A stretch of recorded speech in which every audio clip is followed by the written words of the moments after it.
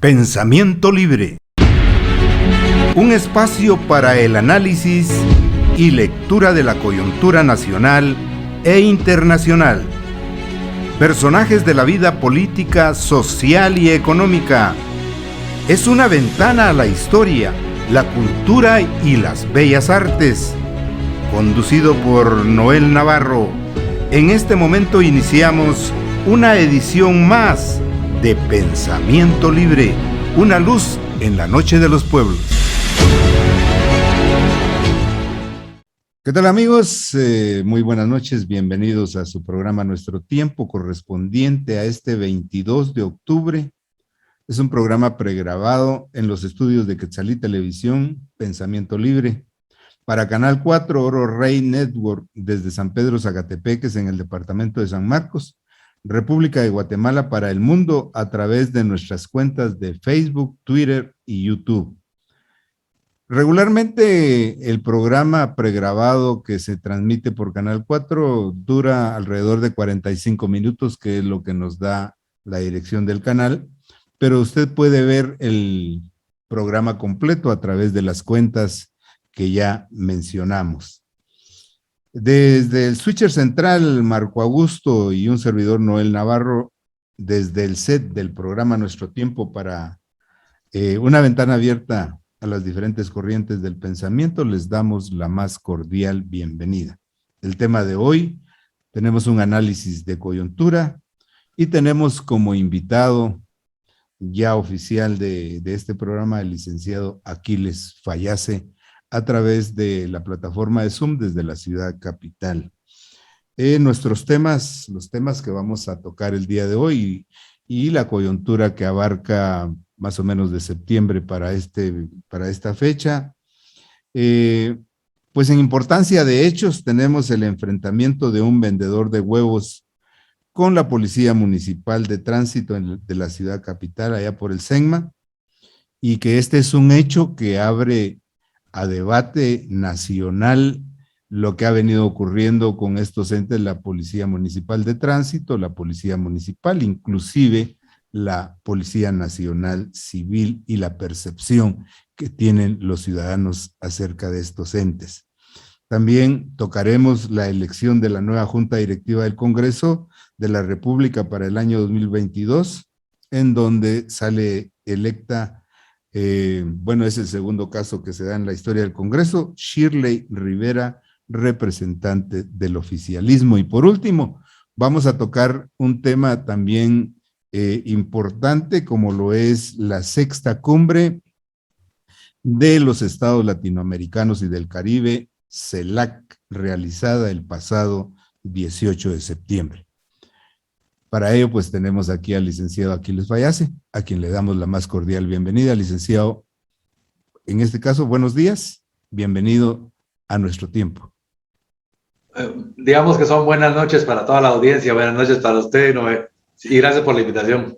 Así es, pues está muy interesante la temática y creo que podemos abrir con ese hecho que ocurrió allá en el Senma, con ese video que se hizo viral, en donde un vendedor de huevos pues estaciona su vehículo y luego la Policía Municipal de Tránsito le coloca un cepo, o trata de colocarle un cepo, es lo que se ve en el video.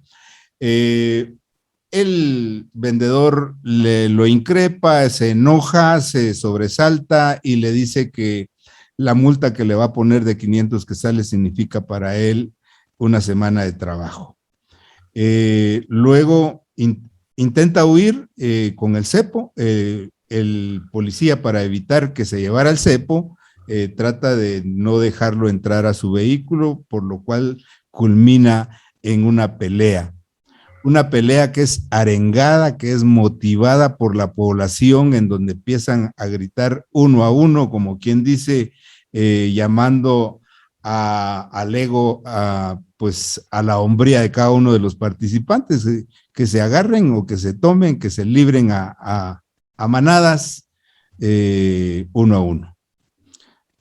El ciudadano le propina una severenda golpiza al representante de la ley y luego huye. Luego se dice, porque no hay un video, no sé si usted ya vio que haya aparecido algo en donde se suben a un vehículo los de la PMT, lo persiguen y le propinan severenda golpiza. ¿Qué es lo que tenemos que analizar aquí? Tenemos que analizar la reacción de la población, como ha ocurrido localmente, en donde pues le han pegado a los policías por el hecho de querer cumplir con la ley. Y también la percepción que se tiene de la policía, de estos tres entes, de que son corruptos, de que cobran multas, que imponen multas con el hecho de obtener sobornos, cómo estamos con la legislación, etcétera, etcétera, y subtemas que irán apareciendo. ¿Cuál es la lectura que tiene de este hecho que ha cobrado relevancia en los últimos días, licenciado? Bueno, creo que el primer punto a tratar es que esto no es un hecho aislado ni que afecta solo a la PMT de la ciudad capital. Esto es un hecho que, digamos, el modelo de PMT de la ciudad capital se repite en cada población en el interior de la República. Así es. Ustedes tienen su PMT allá, Quetzaltenango tiene, Panajachel tiene, Antigua tiene, y el tema de los abusos constantes que se dan. Por ejemplo, ayer una noticia es que la Policía Municipal de Antigua Guatemala va a decomisar los productos de los vendedores ambulantes.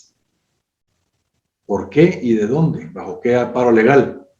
Entonces, el tema, tal vez para su audiencia, que estemos claros, que lo vamos a platicar acá, relativo a la ciudad capital, también tiene consecuencias en cada población que tenga una policía municipal de tránsito.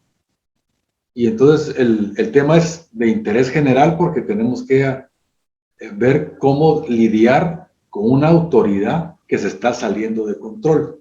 Esto es en general, durante la cuarentena, por ejemplo, la Policía Municipal de Tránsito de Panajachel se tomaba la potestad ellos mismos de estar bloqueando el paso, el ingreso y estar haciendo algunos requerimientos a la población, a los turistas. Lo mismo sucede en Villanueva, las multas fantasmas que le aparecen a usted en San Lucas. Uno que nadie vive en San Lucas, pero como atraviesa la carretera interamericana, lo paran en San Lucas y le quieren decomisar el carro cuando la ley no lo permite. Entonces, el tema es de interés nacional. Lo primero, veamos de dónde nacen las policías municipales de tránsito. En la Constitución pusimos los constituyentes, el artículo 259, que refiere a los juzgados municipales. Y ahí en una liñita, al final de ese párrafo del artículo 259, dice, y se podrá autorizar la creación de las policías municipales correspondientes. Ese artículo 259 es el que está citando la Policía Municipal de Tránsito como fundamento legal para poder portar armas, para poder detener personas, y eso no es cierto. Ellos argumentan cuál sería el objetivo de una policía municipal si no pueden usar armas y si no pueden aprender a las personas. Ese tema es fundamental para los ciudadanos, porque, digamos, la Constitución también dice que nadie puede ser condenado sin haber sido citado, oído y vencido en juicio. Y en el caso específico del cepo, primero lo condenan y después lo oyen, si usted quiere rebatir la multa. Y jamás he sabido yo que nadie se pueda quitar la multa por un cepo. Entonces, el cepo es inconstitucional. Es un castigo inconstitucional 100%. Aquí tenemos el problema de las PMTs. Digamos, siempre han sido un cuerpo bastante autoritario y la Constitución misma dice que dependen directamente del alcalde, no de un gerente, no de un jefe. En el artículo 259 dice del alcalde. Así que cualquier acción que tome la policía municipal de cualquier población, el responsable directo es el alcalde. No hay terceros en el camino. No es como en la PNC, que es la Policía Nacional Civil, que ahí es el director de la Policía Nacional Civil el primer responsable y el ministro de Gobernación el segundo. Y el presidente rara vez es responsable por las acciones de un policía. En cambio, en las policías municipales, el único responsable es el alcalde. Tengamos bien claro esto. Luego yo hago el análisis. Sí, me gustaría que se hablara que para que un municipio o departamento, qué sé yo, pueda implementar su policía municipal de tránsito, tiene que llenar ciertos requisitos. Por otro lado, si el cepo es inconstitucional, ¿por qué es que lo utilizan? Obviamente están transgrediendo la ley. ¿Por qué lo utilizan la Policía Municipal de Tránsito? Pero en el hecho concreto que nos ocupa, el ciudadano se parquea su vehículo en donde dice prohibido estacionar. También tenemos que tocar el tema de la actitud del ciudadano, en donde prácticamente, pues, así en toda Guatemala, el ciudadano siempre tiene la razón y aunque esté violando la ley. ¿Qué opina de eso? Déjeme continuar el hilo de pensamiento. Claro. Y yo empezaba a llegar a esos temas por más de la mitad de la exposición, porque son temas concretos. Quisiera primero hacer el análisis global de qué es lo que nos está llevando. Para poder fundar una policía municipal, el alcalde tiene primero que cumplir con los requisitos de la ley de policías municipales. Y segundo, es la gobernación departamental la que se le va a autorizar. O sea, ahí no es puro trámite, es puro papeleo y eso cualquier alcalde que quiera tener su policía la va a tener. Ahí no hay... Estar en condiciones de poder mantener una policía, porque es lo que se dice, que los sacan para que cumplan cierta cuota y que va a servir para sus propios salarios. Bueno, pero allí pone usted el dedo en la llaga, en una de las llagas. Nadie en el interior de la República tiene la capacidad de entrenar policías municipales. Entonces lo que hacen es que se les solicita cooperación a la Municipalidad de Guatemala para que entrene a los agentes. Y los agentes que van a ser de Teculután vienen a la ciudad capital durante unos meses a entrenarse a estilo militar en la Academia de la Policía Municipal de Tránsito de la ciudad de Guatemala. Y es por eso que usted mira la uniformidad de criterio y la uniformidad de acción. No hay distinción entre un policía municipal de la ciudad de Guatemala, uno de Paganagachel, uno de Tucurú o uno de San Luis Petén. Básicamente actúan igual porque fueron entrenados por los mismos, con el mismo criterio abusivo. Y entonces ahí está el primer tema. Los agentes se enajenan mentalmente de su situación real en su población y miran a la población como los agentes de la ciudad de Guatemala miran a la población de Guatemala como sus enemigos básicamente. Y se les olvida que en las comunidades más pequeñas ellos son miembros de esa comunidad y donde no son bien vistos, no son respetados por ese actuar. Entonces, el problema es cultural. Se extrae de las poblaciones un grupo de patojos, son entrenados en la ciudad de Guatemala y son devueltos a las poblaciones. Regresan enajenados mentalmente de cómo tienen que actuar. El segundo punto, que es bien importante cuando usted menciona que si las municipalidades tienen las condiciones para equipar y para supervisar las policías, se refiere a la aportación de armas. Sí. Así. La Constitución, la Ley de Armas y Municiones y la Ley de las Policías Municipales de Tránsito no, y repito, no permiten que el policía municipal pueda portar armas. El problema que se da, y no solo es en la ciudad de Guatemala, tal vez allá como ustedes lo han visto o no lo han visto, pero sobre todo en el oriente es muy común. Usted ve a los policías municipales armados con la pistolota a la vista. Y es cuando usted no puede diferenciar entre la autoridad y el individuo. Porque la autoridad, el policía municipal, no puede cargar arma. Pero el individuo, no el navarro, tiene derecho a sacar su licencia de portación de armas y llevarla. Y entonces, el policía municipal, no el navarro, carga su arma particular a la vista en su trabajo de policía municipal. ¿Y esto qué problema le da a la ciudadanía?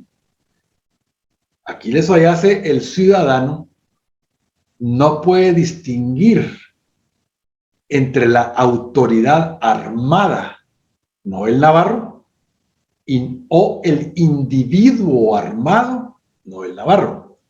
Y entonces se da el primer tema fundamental, que es el amedrentamiento, el infundir temor a la población, porque es una policía que lleva arma y lleva esposas. Y la Policía Municipal de Tránsito, de ningún lado, no puede enchachar ni detener a nadie. Eso es función exclusiva de la Policía Nacional Civil. Entonces, ahí es digamos, un abuso de autoridad muy grosero. ¿Y el decomiso de productos? Tampoco. Eso es apropiación indebida. Es un delito. ¿Bajo qué? Si no es producto de contrabando, ¿por qué lo van a decomisar? Si fuera cocaína, heroína, Tampoco es función de la PMT. No es función de la Policía Nacional Civil, no de la Policía Municipal. Entonces, hay una continuidad de abusos. Esto lo que pasa es que está saliendo a la luz últimamente, en los últimos meses, porque toda la gente que durante la pandemia quería restricciones y durante la última ola que tuvimos ficticia, que fue la gran alaraca que terminó con la ley de emergencia nacional, esa petición de restricciones, todos los que cantaban restricciones no se ponían a pensar. ¿Cómo mantiene usted las restricciones? La única forma es con mano dura. Y esa mano dura, ¿en manos de quién está? De la Policía Nacional Civil, del Ejército y de las policías municipales. Y es donde vimos durante las cuarentenas y en la pandemia los abusos en la costa sur, sobre todo, de que las policías municipales y los alcaldes entraban a catear casas cuando no tenían la facultad legal para hacerlo. Así que la percepción de la población es que esa es una autoridad que rebalsó su mandato. Y entonces viene la reacción del ciudadano. Porque incluso el día de hoy, hace unos minutos, hubo un incidente en otro lugar de la ciudad capital, exactamente igual. Se está poniendo de moda. Se está poniendo de moda. Y esto lo que pone es una mecha de desfogue social que puede culminar muy feo. Esto, si la gente empieza a perderle el respeto a la autoridad, caemos en la ley de la selva, en la ley del más fuerte. Es que precisamente a eso quiero llegar, porque no soy defensor de oficio de la PMT ni de la PM, pero también hay que considerar, yo estoy de acuerdo, la capacitación que han recibido estas policías no son las más idóneas porque no están preparadas para el manejo de condiciones extremas. Por ejemplo, en el caso que hemos estado, que nos ha servido de base para este análisis, no es una capacitación profesional. El nivel educativo de cada uno de los miembros creo que llega solo al básico, en fin, pero también, licenciado, hay que aceptar que hemos caído también en una anarquía de la población. En el caso local, por ejemplo, hemos visto cómo se han apropiado ciertas personas de espacios públicos que le pertenecen a toda la población y cuando la policía interviene, pues son vapuleados. Entonces, ¿qué es lo que queremos? El establecimiento de un justo Estado de Derecho en que todos cumplamos con la ley, como en el caso en donde el vendedor de huevos se estacionó su vehículo en donde decía prohibido estacionar. Estamos en un anarquismo total. ¿Qué piensa? Sí y no. Sí y no. El hecho de pasarse un semáforo en rojo, parquear donde no se debe, meterse dentro de la cola, todas son estas manifestaciones de una cultura de desprecio a la autoridad y a las reglas. ¿Okay? El asunto es que no hay incentivo para la población en general en seguir las reglas, porque el sistema no les ha dado nada. A este señor de los huevos, ¿qué le dio el sistema? Fíjese pues, le ponen cepo. 1. Él lo pagó porque ya tenía el cepo en la mano. Nadie dice que lo rompió. 2. El policía, ¿por qué le quiere impedir el ingreso a su vehículo? Porque el origen de la pelea no fue por el cepo. El origen de la pelea es porque cuando él quería irse, el policía no le permitió el ingreso a su vehículo. Y eso no lo puede hacer la policía. Tenía el cepo en la mano. Tenía el cepo en la mano. Aunque así fuera, el policía no tiene el derecho de aprenderlo, porque él no intentó arrestarlo. Él intentó bloquearle el paso a su vehículo. Para que no se llevara el cepo. Exacto. Pero ahí estaba la función del policía era únicamente levantar el reporte y dejarlo ir, ¿verdad? Exactamente. Ahí vamos. Ahí vamos. Si el policía cumpliera su función adecuadamente, pues es una multa de tránsito, pues. Aquí no está contrabando, no es tráfico de heroína, no es nada, pues. Es una multa de tránsito. Ya estaba impuesta. Y el señor tenía que pagarla.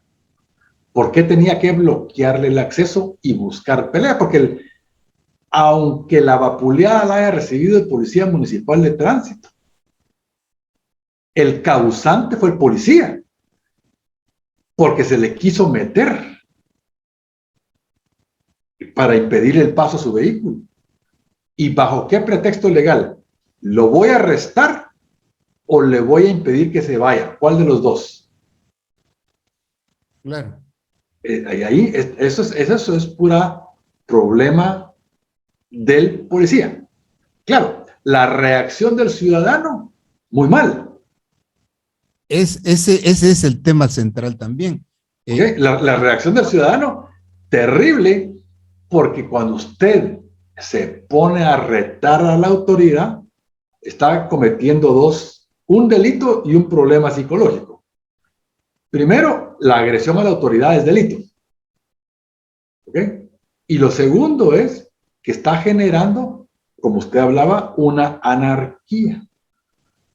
Y entonces, si usted mira el video, incluso los videos que los encuentran los de hoy, terceras personas particulares están intimidando al compañero, porque siempre van en pareja los policías, para que no intervenga mientras el otro policía se da trancazos con el individuo. ¿Sí? Entonces, el tema aquí es que hay pero aquí el tema central es si el presidente no respeta la ley, si el ministro no respeta la ley, y la noticia de ayer fue 45 policías nacional civil fueron destituidos por corrupción. Si la autoridad no da el ejemplo, ¿cómo se le puede exigir al ciudadano? Entonces estamos cayendo en el buey con el yugo. Sí. El dueño del buey latiguea al buey todo el día y el buey no puede hacer nada. Y eso es lo que está generando un descontento social tremendo. Y usted lo ve, por ejemplo, en la última ola ficticia del coronavirus hace mes y medio, se decretó toque de queda y todas las restricciones que estuvieron vigentes por un fin de semana. Y en Zacapulas, todo el pueblo en gran fiesta 3 días o 5 días. Sí. ¿Y qué hicieron los del pueblo? Pusieron una talanquera y le dijeron al ejército y a la policía, ustedes no entran o los linchamos. Sí, la anarquía. Esa es una declaratoria de territorio libre, pues. Sí.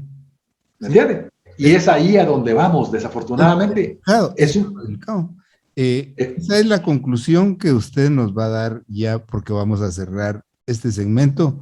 Quisiera agregar también la captura de Policía Nacional Civil, miembros de la Policía Nacional Civil, que acompañaban a buses que transportaban migrantes, les daban protección y fueron capturados, ligados a proceso, y que también posterior a trasladarlos y cobraban de acuerdo al número de migrantes, posteriormente se comunicaban con bandas criminales para que fueran y practicaran secuestros inmediatos. Entonces, el estado en que hemos ido cayendo la sociedad guatemalteca, yo lo veo en una anarquía total, porque si desconfiamos de quienes deben aplicar la ley son los que están violándola, ¿en qué estado nos encontramos y cuál es la salida, licenciado? ¿Y qué me dice de los fiscales del Ministerio Público que fueron arrestados transportando dólares? Ah, sí. Entonces, las autoridades involucradas en corrupción, todas las autoridades, pero el ciudadano latigueado por la SAT y por las autoridades para pagar impuestos, para mantenerlos a ellos robando. Es insostenible la situación. Fíjese que la corrupción llegó a tal punto donde los enfermeros de las unidades móviles del Ministerio de Salud venden las pruebas a 100 quetzales. ¿Por qué? Porque el enfermero dice, si el ministro roba y el presidente roba, porque el enfermero no va a robar. Y eso es la descomposición que estamos viendo. Y entonces se crea ese vacío de Estado y ese vacío de poder. ¿Y quiénes lo llenan? Los grupos de fuerza. Usted mira allá en el área de ustedes y en Huehuetenango, ¿quiénes tienen el poder real? ¿Quiénes tienen el control jurisdiccional del Estado? Entonces, a eso es a lo que vamos. Estamos cayendo en un estado feudal donde los señores de la guerra son los dueños de cada pedacito de Estado. Y el ciudadano no tiene nada que decir. Y el ciudadano estaba confiado en una autoridad, que la autoridad está aliada con el otro lado. Y eso nos está dejando en una situación de indefensión, y de frustración absoluta. Y entonces vemos que los grupos como Codeca lo que quieren es borrar el sistema, quemarlo y volver a empezar. Como conclusión, ojalá y todo este proceso culminara en un ejemplo como el de Chile, una transición pacífica con cambio constitucional pacífico. Sin embargo, lo que yo veo en el horizonte es una llegada al ejemplo del Perú, donde grupos radicales se van a hacer del poder y van a hacer las reformas que quieren hacer para modificar el sistema. Pero hoy estamos en Venezuela, a merced de grupos y bandas incrustadas dentro de las autoridades, donde solo hay beneficio para ellos. Vea este presupuesto que van a aprobar en estos días.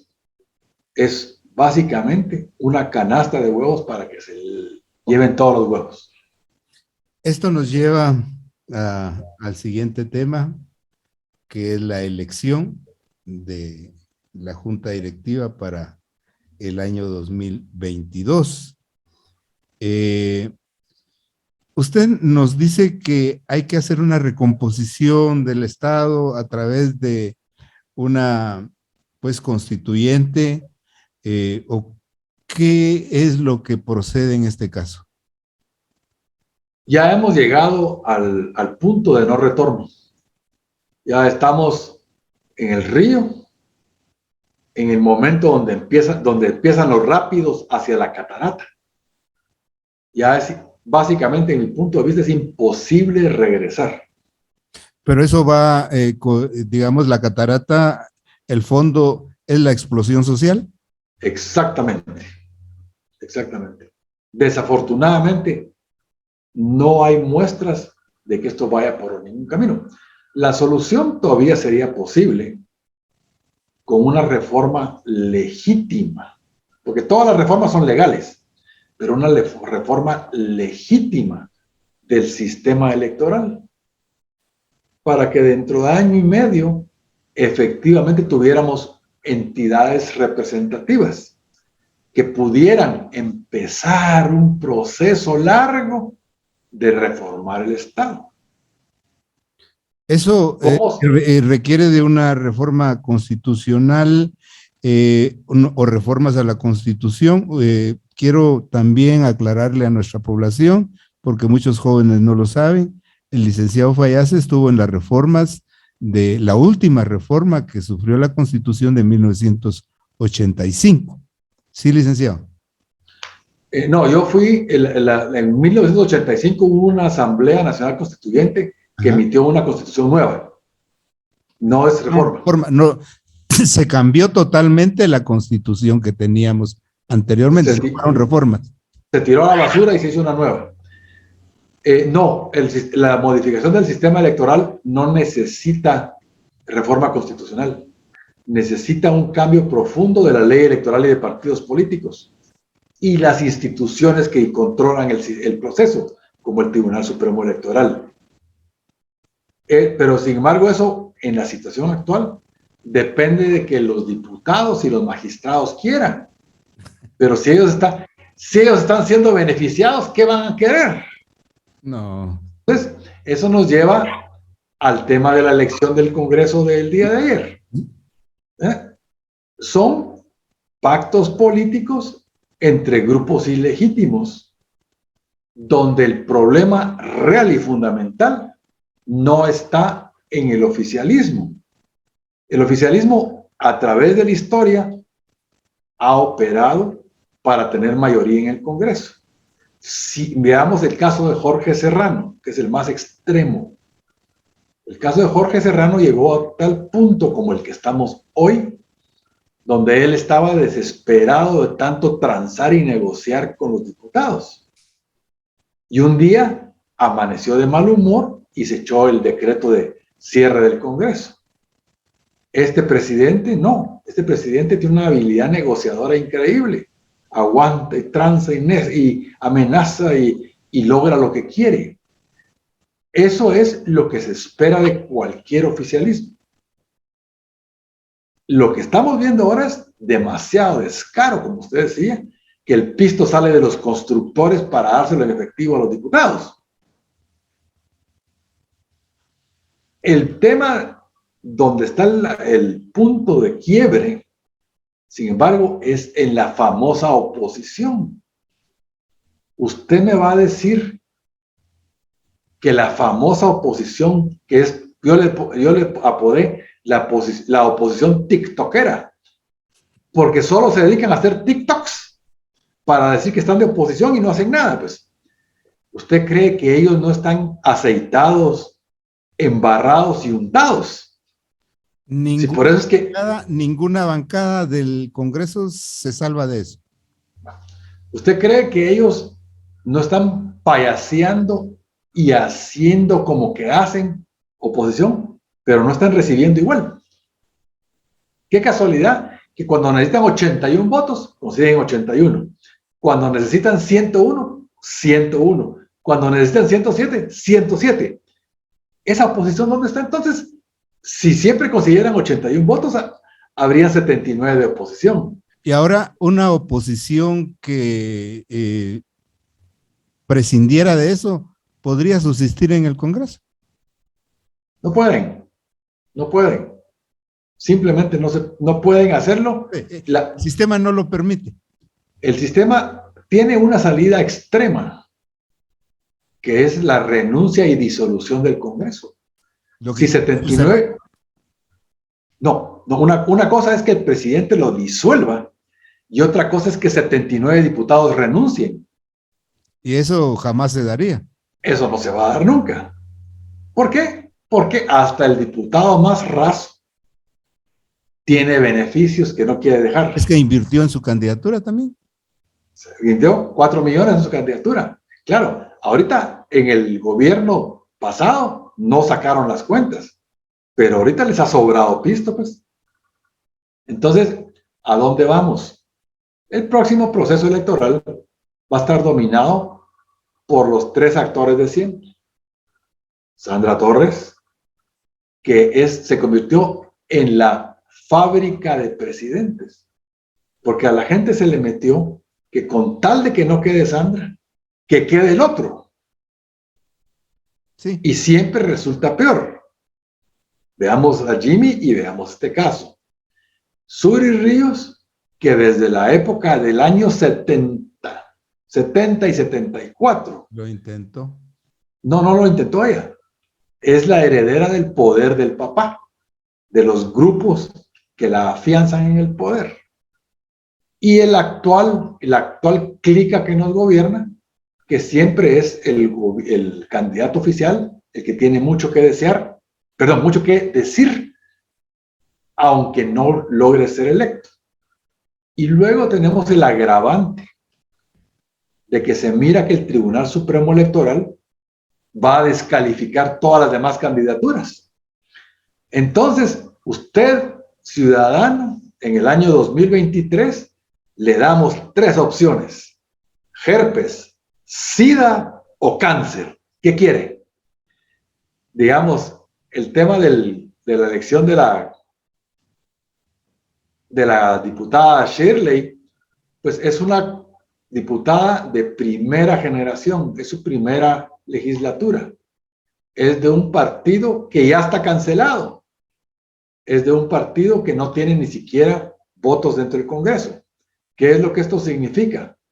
Significa únicamente que hay pactos políticos que respetar y ella lo único que va a hacer es poner la firma.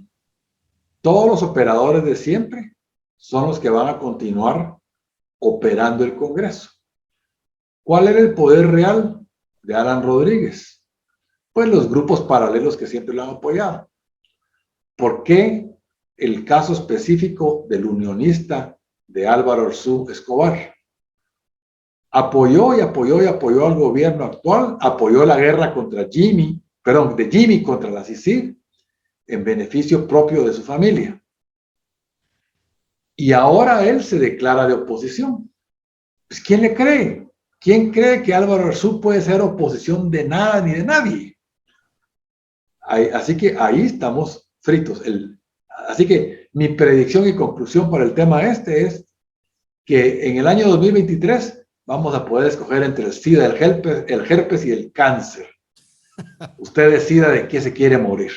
Ahora, yo quisiera concluir con lo siguiente. Tal como quedó en el día de ayer, como quedaron las fuerzas en el Congreso, y con el análisis que usted nos ha hecho de que estamos ya próximos a caer al vacío, y con la necesidad de las reformas a la ley electoral y de partidos políticos, porque ya el próximo año ya es de campaña, vamos a llegar a las próximas elecciones con el sistema clientelar, y que esto pasa por la elección de las cortes y la aplicación de la ley en Guatemala con el pacto de corruptos. Entonces no tenemos ninguna opción, porque jamás el propio Congreso va a hacer las reformas para que pues dañe todo este proyecto que se inició hace varios años. Entonces, ¿qué nos queda como ciudadanos comunes y corrientes frente a ese sistema clientelar de comunidades que, bueno, dicen no obtengo nada del Estado en el ejercicio de una administración, pero sí lo puedo obtener en campaña, en que sí necesitan de mi voto y que puedo venderlo? Ese es el problema. Usted acaba de decir la última palabra que dijo: vender su voto. Ahí está el fondo de todo el problema: vender el voto. Si yo le recibo láminas, o le recibo blogs, o le recibo gorras o playeras, ¿qué mensaje estoy transmitiendo? Soy parte del juego. Si yo, como ciudadano digno, no voy a los tales mitines y no recibo nada, que el candidato se quede con las láminas, pues el problema es la situación socioeconómica del pueblo. Esa lámina puede significar una diferencia en la calidad de vida de alguien, ¿me entiende? Y entonces, ¿cómo la va a rechazar?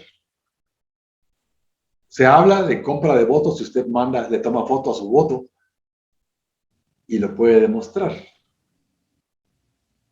Es por la necesidad absoluta que hay. Es un pueblo que tiene 60%, 6 de cada 10 en la pobreza. ¿Cómo podemos luchar por la democracia desde la pobreza? Es básicamente imposible. La pobreza y el comer el cuscún de todos los días es primero. La democracia ahí nos vamos arreglando. Es Y esa es lograr que la pobreza llegue al poder. exactamente. A Ahí está el tema, mire, ahí está el tema. Pero, ¿cómo puede la pobreza sin dinero participar en las elecciones? en un No puede. clientelar en donde te doy, te compro y tú votas por mí. Bueno, hasta aquí hemos llegado con el tiempo que nos permite Canal 4, pero si usted está interesado en ver y escuchar el programa completo, puede vernos a través de nuestra página de Facebook, Twitter y a través de la página del canal de YouTube de Quetzalí TV. Bueno, realmente no sé cuál es la salida para Guatemala. ¿Usted la sabe? Si la supiéramos, tendríamos la varita mágica de Merlín o de Mandrake usted. La situación es muy compleja. La historia de los países lo ha demostrado. Digamos, México podría ser un ejemplo, Salvador podría ser un ejemplo, licenciado. Salvador no, México sí. Mire, pues, la verdadera independencia quiere decir independencia económica y independencia política. Esa independencia no se arregla con pactos económicos. La independencia de Guatemala fue una transacción entre la monarquía española y las élites criollas. Y fíjese que el primer artículo del Acta de Independencia de Guatemala culmina antes de que el pueblo la declare de hecho la independencia. Mejor la declaramos los ricos, quiere decir. Sí. ¿Y qué es lo siguiente? La anexión al nuevo Imperio de México.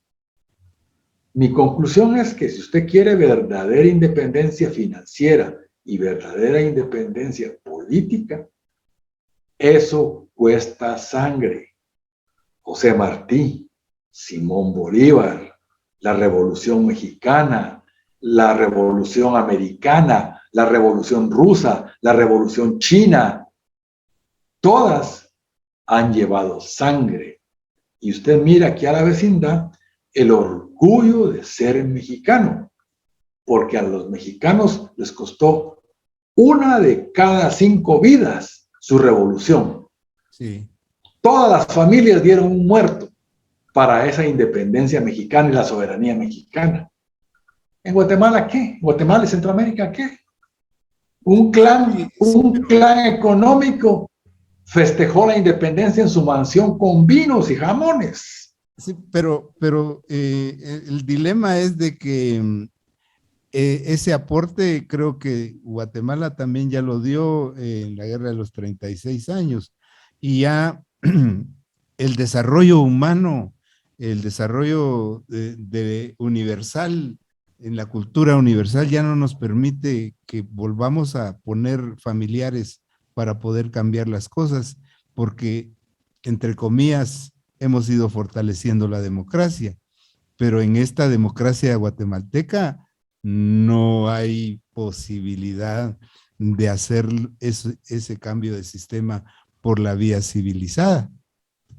No, por la vía civilizada yo le veo muy pocas posibilidades ya.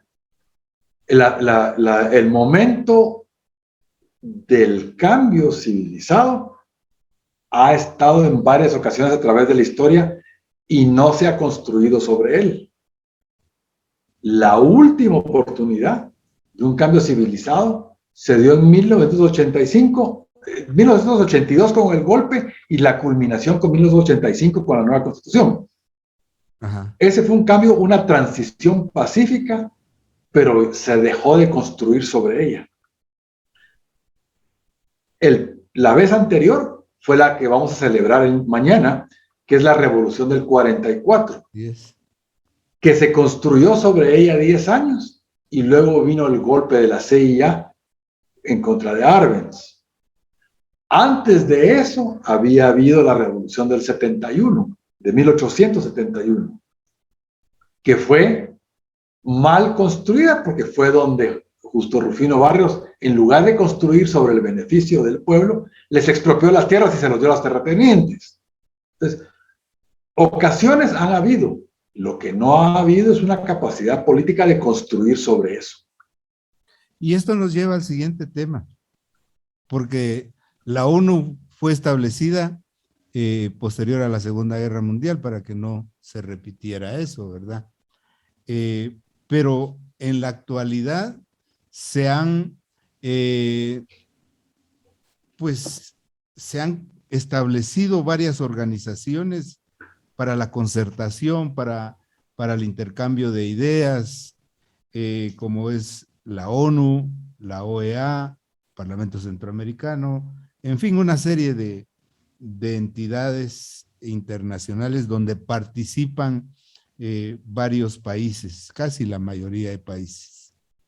Y eso nos lleva a la sexta cumbre de la CELAC, en donde 2 países como Uruguay y Paraguay, los representantes entraron en serios conflictos con el representante de Cuba, el representante de Nicaragua, incluso uno de ellos tuvo que abandonar la cumbre, y una cumbre en donde se centra prácticamente en la desaparición de la ONU porque no nos sirve para nada, pues.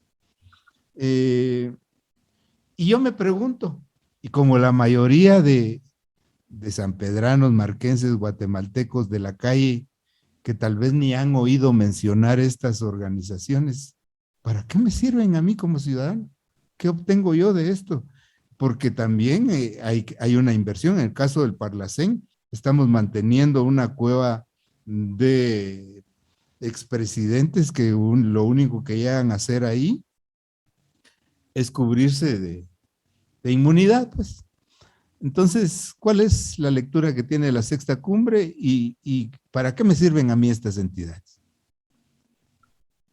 Todo en su origen tuvo un motivo fundamental real, para variar el actuar humano, porque no es exclusivo de los guatemaltecos el estar manipulando y haciendo chicle. La ONU, que es el último ejercicio y realmente el primer ejercicio histórico de organización mundial, nació como necesidad de la reconstrucción después de la Segunda Guerra. Había nacido con la Liga de los Estados después de la Primera Guerra y se consolidó en la Segunda Guerra como organización de las Naciones Unidas. Tenía un propósito específico, loable y que funcionó al principio. Lo que pasa es que, para variar, estaba siendo dominado por Estados Unidos. Con la aparición de actores importantes, sucedió exactamente lo que ha sucedido en el Congreso de Guatemala el día de hoy. El pleno y las curules son para el relleno.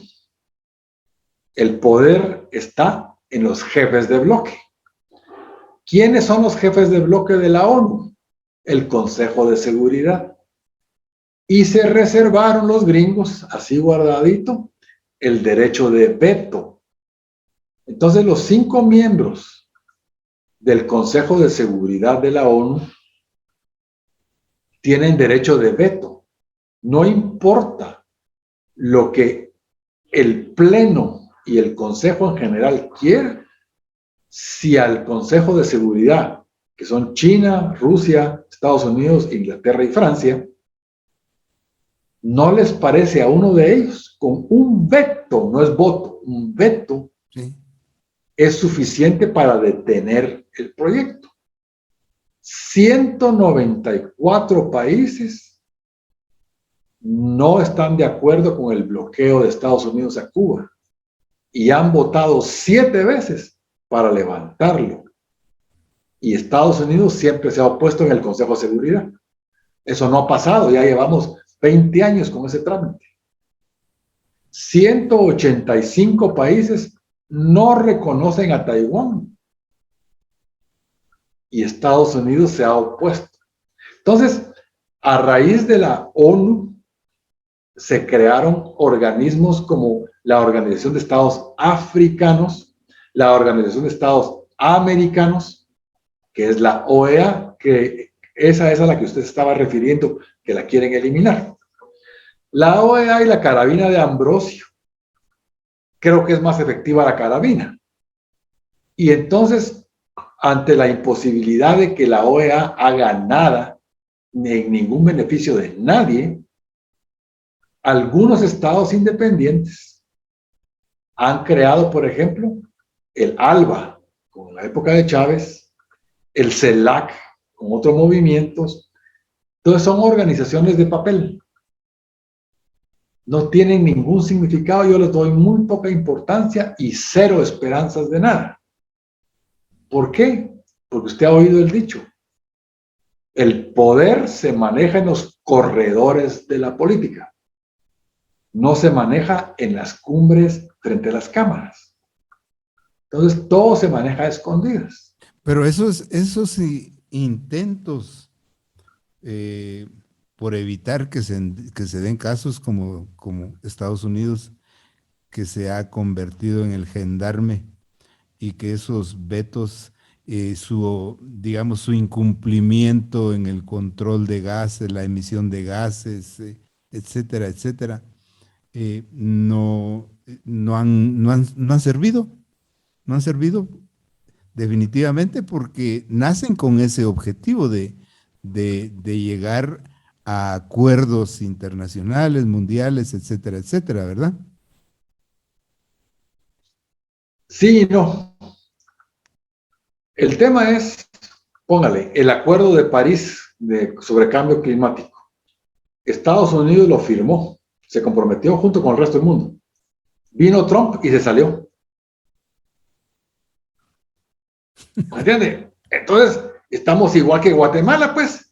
Llega un presidente y cambia todo, y llega otro presidente y vuelve a cambiar todo. O sea, Mire el imperialismo no, desde la época, pues, de Nerón, no ha desaparecido. exactamente. Y nosotros estamos más acostumbrados a ver Calígulas que Nerones, porque Nerón era mejor que Calígula. Sí, pues, a pesar que quemó. Pero por lo menos Nerón quemó y reconstruyó, por lo menos. Sí, reconstruyó. ¿Me entiende? En cambio, no tenemos. ¿De qué sirve que el país de Uruguay critique abiertamente a Venezuela y a Cuba si no se toman acciones? No tiene nada de poder. Si Estados Unidos no ha podido con Venezuela hacer nada, y al contrario, con esta crisis económica que está estallando hace algunos meses y que se nos va a poner peor, de la crisis del shock de energía y del shock de oferta, vamos a ver situaciones sociales bien complicadas en Guatemala, como ya se están viviendo en Europa, ya se está viviendo en China. Usted sabe que en China los apagones son de 6 horas al día. En China, en Europa, la energía eléctrica se multiplicó por 4 veces. Imagínese usted que nos suban la luz 4 veces. Si ya de Oxa y de Orsa ya son odiadas, imagínense que nos suban 4 veces la energía eléctrica. En Inglaterra no hay combustible. No porque no haya combustible, sino porque no hay choferes para llevar los camiones. Entonces eso se llama un shock de oferta. Y eso ya en Guatemala ya lo vienen alaraqueando hace un par de meses con la crisis de los contenedores. Lo que nos están advirtiendo es lo que estamos viendo hoy ya en el mercado y en los supermercados. Alza de precios de todo. Y eso lo que va a generar es más descontento. Descontento que organizaciones como la CELAC, la OEA, el Parlamento Centroamericano, la ONU, no pueden dominar. Existe Sí, perdón. la Organización Mundial de la Salud. No pudieron hacer nada en la pandemia, menos la OEA. Entonces, el ciudadano, regresamos al tema original, al principio de los huevos. El ciudadano no ha obtenido nada del sistema. Y entonces cuando viene alguien con canto de sirenas, como Bukele en El Salvador, como Chávez en Venezuela, como Castillo en Perú, ahí va cayendo la gente, porque la gente no tiene nada que perder. Y si no tienen nada que perder, siempre es posible un cambio a lo brusco, feo. Pero yo creo que en Guatemala estamos peor que en esos países que usted menciona, porque aquí no tenemos esa opción de caer en ese populismo, sino siempre nos queda el menos peor o el voto en contra. Pero quisiera retrotraer también un poquito al tema que se ha venido hablando por mucho tiempo en Guatemala, la desaparición del Parlacén.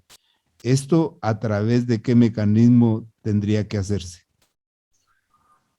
Mire, es un tema complicadísimo porque usted tiene el ejemplo de la Unión Europea y la Unión Centroamericana. Le voy a hacer 2 paralelismos.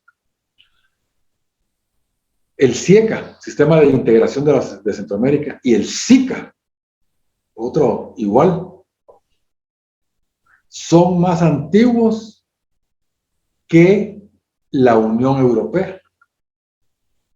La Comunidad Económica Europea nació después del CIECA en Guatemala y en Centroamérica. ¿Por qué si allá 350 millones de habitantes se pudieron poner de acuerdo para una agenda económica y política conjunta? ¿Qué nos impide? Porque en Centroamérica eran 15 millones de habitantes. Ahora son 40. Han pasado 50 años y Centroamérica no se puede integrar. ¿Por qué? Simplemente porque no hay voluntad política. Le refiero a lo que le decía en el primer segmento. La feudalización en pequeños pedazos de cada uno de los grupos de poder. Y ese grupo de poder no quiere perder sus privilegios. Cada grupito, el alcalde de Teculután, no quiere perder sus privilegios. Y entonces no se quiere unir con el alcalde de Zacapa. Aquí en el departamento de Guatemala tenemos la Mancomunidad del Sur, que son 5 municipios que albergan a 1 de cada 3 guatemaltecos en general. No se han podido unir para hacer un distrito federal de Guatemala, pues. Entonces, lo mismo está sucediendo con el tema del Parlacén. El Parlacén nació como